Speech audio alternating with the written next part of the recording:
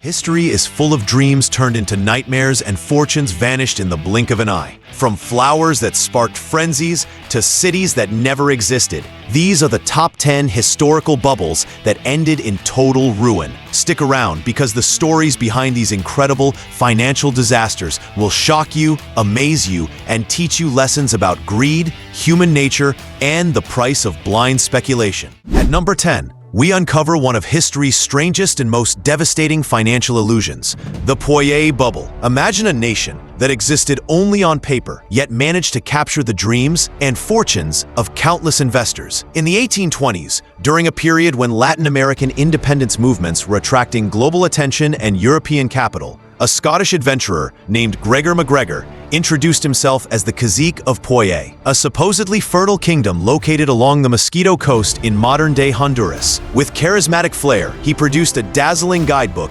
describing a thriving society with a flag, coat of arms, legal framework, and even a functioning government. Investors, eager to ride the wave of Latin American debt markets, rushed to purchase Poiriersian bonds and land certificates, believing they were funding the next El Dorado. MacGregor's deception worked so brilliantly, and he raised what would equate to billions today, convincing settlers to uproot their lives for this paradise. But when roughly 250 colonists arrived, they found no towns, no infrastructure, and no civilization. Only dense, unforgiving jungle. Disease, hunger, and despair tore through the group, leaving more than half dead before a passing vessel rescued the survivors. The tragedy revealed how financial mania thrives on hope rather than reality, exploiting the universal hunger for quick wealth and easy prosperity. Unlike most bubbles, which exaggerate the value of existing assets, Poirier's was a nation born of fiction, a phantom land that existed solely in the imagination of its fraudulent founder. Its legacy remains one of the purest examples of speculative madness, demonstrating how greed and trust can be weaponized with catastrophic human consequences.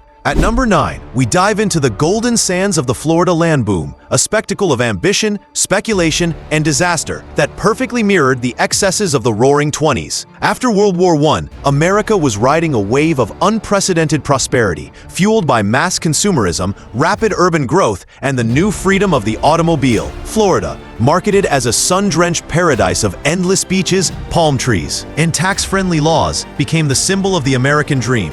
Investors across the country, many of whom never visited the state, eagerly bought plots of land with small down payments, planning to flip them at higher prices before final payments were due. Real estate promoters, known as binder boys, fanned the frenzy, flipping contracts like poker chips and sending property values soaring to unsustainable levels. This speculative fire burned hottest in Miami, where advertisements promised eternal sunshine and effortless profits. But beneath the glossy brochures lay swampy ground, dubious construction, and infrastructure unprepared for the onslaught of development. The fragile illusion collapsed when the state's rail system, overwhelmed by unprecedented demand for supplies, imposed an embargo, halting construction and choking off the flow of goods. The final blows came with nature's fury, the hurricanes of 1926 and 1928, which devastated entire communities, exposed reckless building practices, and shattered the vision of Florida as an indestructible paradise. Thousands of investors lost everything, leaving the state's economy crippled years before the Wall Street crash of 1929. The Florida land boom endures as a cautionary tale of how speculation, hype, and blind faith in rising prices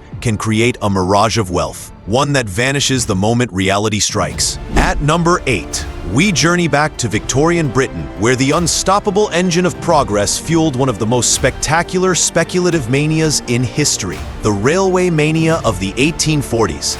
With the Industrial Revolution transforming the nation's economy and society, railways were hailed as the future, fast, powerful, and revolutionary. When the Restrictive Bubble Act of 1720 was repealed in 1825, it opened the floodgates for new joint stock companies, giving ordinary citizens the chance to invest directly in this miracle technology. Enthusiasm soared as promoters promised risk-free returns, and charismatic figures like George Hudson, the so-called Railway King, became icons of financial success. Shares could be purchased with just a 10% deposit, a practice eerily similar to margin trading that would later fuel the 1929 crash. Middle-class families poured their savings into railway stock, convinced that steel tracks would pave the way to permanent wealth. But behind the glittering promises lurked harsh truths. Construction costs skyrocketed, revenues lagged, and many proposed lines were either impractical or unprofitable. Hudson himself engaged in deceptive accounting, paying dividends out of capital instead of profits,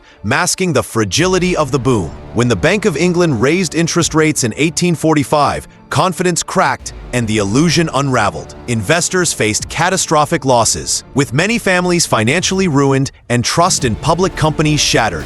Britain was left with a sprawling modern railway system, but also a bitter legacy of financial ruin, broken households, and suspicion of unchecked speculation. The railway mania remains a powerful reminder that even genuine innovations can become destructive when paired with irrational exuberance and unchecked greed. At number 7, we explore a modern financial spectacle that promised a future just one click away. The dot-com bubble. In the late 1990s, the internet was the new frontier, a technological revolution poised to reshape the globe. Investors were intoxicated by the potential of a digital economy, pouring enormous sums into companies with little more than a website and a .com in their name. This was an era defined by irrational exuberance, where growth was worshipped over profitability, and hype often outweighed any logical business plan.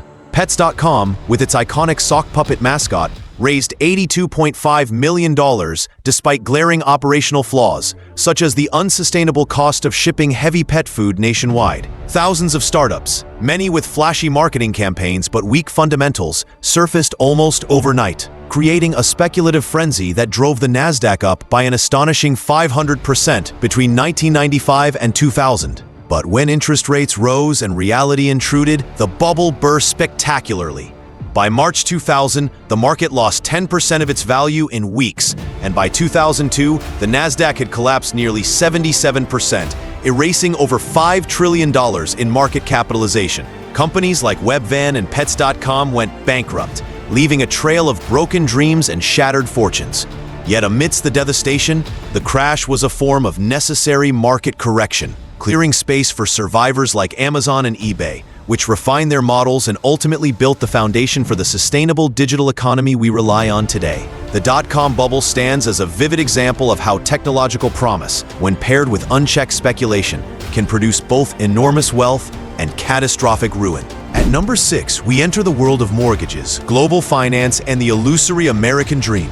The U.S. housing bubble of the 2000s. This catastrophic financial saga wasn't fueled by stock tickers or exotic gadgets. It was built on houses, debt, and the promise of endless price appreciation. Years of low interest rates and a glut of global capital enabled mortgage lenders to hand out subprime loans to people with little or no ability to repay. Some borrowers were even given ninja loans, no income, no job, no assets, trusting that housing prices would rise indefinitely. These risky mortgages were bundled into mortgage-backed securities, MBSs, and sold to investors worldwide, creating a complex, opaque financial web whose fragility few truly understood. The bubble expanded until interest rates rose and home prices began to fall in 2007, triggering waves of defaults that quickly cascaded through the financial system. By September 2008, the collapse of Lehman Brothers, one of America's largest investment banks, revealed the staggering depth of debt exposure and became the largest bankruptcy in U.S. history. Credit markets froze, stock exchanges plunged,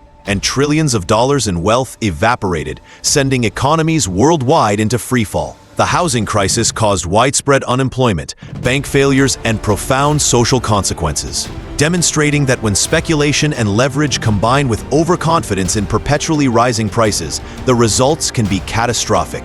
The U.S. housing bubble reminds us how interconnected global finance has become and how the collapse of one market can unleash economic devastation on an unprecedented scale.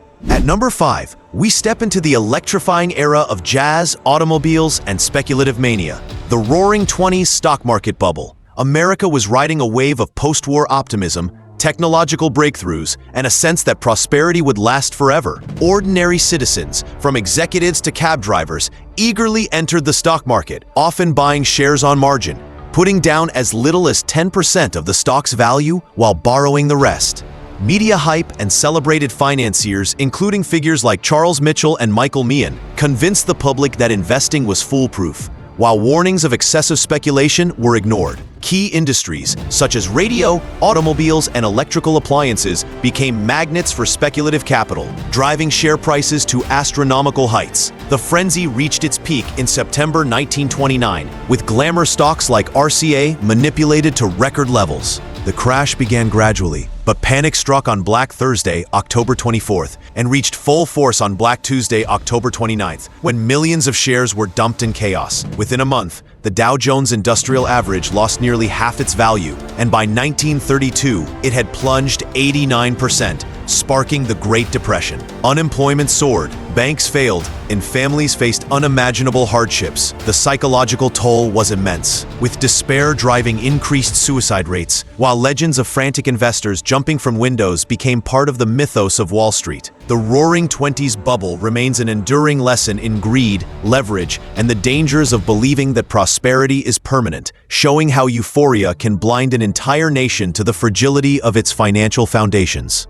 At number 4, we examine a financial phenomenon that transformed Japan into both a global economic powerhouse and a cautionary tale of excess: the Japanese asset price bubble of the 1980s. Fueled by an export-driven economy, bank deregulation, and ultra-low interest rates, Japan entered a period of speculative euphoria. Land and stock prices soared to unimaginable heights, with the Tokyo Imperial Palace grounds reportedly valued higher than the entire state of California. Corporate and personal investors alike embraced reckless speculation, with companies expanding into unrelated ventures and individuals pouring money into real estate and equities with little regard for fundamentals. Between 1985 and 1990, property values jumped over 167%, and the Nikkei stock index doubled, creating a sense of limitless wealth. However, the Bank of Japan's decision to raise interest rates aggressively in 1989 triggered a rapid deflation of these inflated prices. By 1991, the stock market plummeted, followed by land values, which fell as much as 60% over subsequent years. Unlike dramatic collapses elsewhere, this bubble's bursting ushered in a prolonged economic malaise known as the Lost Decade. Government's attempts to prop up failing firms created a landscape of zombie companies, prolonging stagnation and debt accumulation. The human and economic toll was subtle yet profound, illustrating how policy missteps and speculative excess can trap a nation in a cycle of slow-motion financial ruin. Japan's experience remains a stark reminder of the dangers of unchecked optimism, cheap credit, and speculative mania on a national scale. At number 3, we travel back to early 18th century Britain to witness one of the most infamous speculative disasters in history: the South Sea Bubble. In 1720, Great Britain faced enormous national debt following prolonged wars, and the South Sea Company offered a seemingly miraculous solution: take over the government's debt in exchange for exclusive trade rights with South America. Investors were dazzled by promises of immense overseas profits, sparking an unprecedented speculative frenzy. Share prices skyrocketed from £128.5 in January to over £1,000 by August, attracting everyone from wealthy merchants to intellectuals like Sir Isaac Newton, who famously lost a fortune after reinvesting near the peak. The mania was fueled by rampant optimism, political complicity, and the illusion that wealth could be multiplied indefinitely through stock speculation. Yet, the crash was sudden and merciless. Within months, share prices collapsed to £124, leaving countless investors financially devastated. Parliamentary investigations exposed widespread corruption and fraud, shaking public confidence in markets and politics alike. The bubble's aftermath reshaped Britain's political landscape, elevating Robert Walpole to power and inspiring the Bubble Act of 1720, designed to prevent similar speculative excesses. The South Sea Bubble remains a timeless warning. Greed, overconfidence, and unregulated speculation can devastate both fortunes and national trust, leaving a legacy of caution for generations. At number 2, we uncover a French financial experiment that turned ambition into catastrophe: the Mississippi Bubble, orchestrated by the Scottish economist John Law. Tasked with resolving France's crippling war debt, Law created a radical system involving a national bank, paper currency, and a colonial trade monopoly focused on the Mississippi Valley. Investors were lured by visions of untapped American wealth, convinced that the company's shares and paper money were backed by gold and silver. Frenzied speculation gripped Paris, and during this time, the term millionaire was first coined. Yet beneath the excitement lay a fragile illusion. The Mississippi Territory was a sparsely populated wilderness, and the currency in circulation vastly exceeded the nation's reserves. When savvy investors began converting shares to gold, panic erupted. Attempts to stabilize the system only worsened the collapse, forcing law to flee in disguise. The fallout was immense. France suffered a severe loss of trust in stock markets and paper currency, delaying the development of capitalism for decades. Politically, the disaster sowed resentment and instability, laying psychological and economic groundwork for the French Revolution decades later. The Mississippi Bubble demonstrates how visionary financial schemes, when detached from reality, can trigger ruin that transcends markets, shaping national history and collective psychology. And at number 1, we arrive at the first, most famous, and perhaps most poetic financial catastrophe, Tulip Mania in the Dutch Golden Age. During a period of extraordinary wealth and cultural prosperity, tulips became a symbol of status and obsession among the merchant elite. Rare bulbs, often infected with a virus that produced striking colors and patterns, escalated in value to absurd heights. By February 1637, a single tulip bulb could command a price equivalent to a canal house or a skilled craftsman's annual income. The market's frenzy extended to futures trading, with contracts exchanged for bulbs that did not yet exist. Speculation was driven entirely by fear of missing out and the belief that prices could rise endlessly. The inevitable collapse came suddenly during a routine auction in Harlem. When buyers simply stopped bidding, prices plummeted by more than 95% within weeks, rendering contracts virtually worthless. While popular legend speaks of widespread ruin, modern historians suggest the actual economic impact was limited to a small elite circle, and disputes were often settled at minimal loss. The true legacy of Tulip Mania lies in its psychological lesson: the dangers of collective euphoria, herd behavior, and the sudden fragility of speculative markets. It remains the quintessential cautionary tale of irrational exuberance, reminding humanity that even the most beautiful dreams can turn to dust overnight. The chronicles of these 10 historical bubbles reveal a timeless truth: human ambition, greed, and the fear of missing out can turn opportunity into disaster. From tulip bulbs to digital dreams, each mania shows how easy credit, new technologies, and lapses in regulation spark financial chaos. These stories are not just about markets, they're about the enduring psychology of risk and speculation that shapes every era. If you enjoyed this journey through history's greatest financial collapses, don't forget to like, comment, and subscribe for more content. Thanks for watching.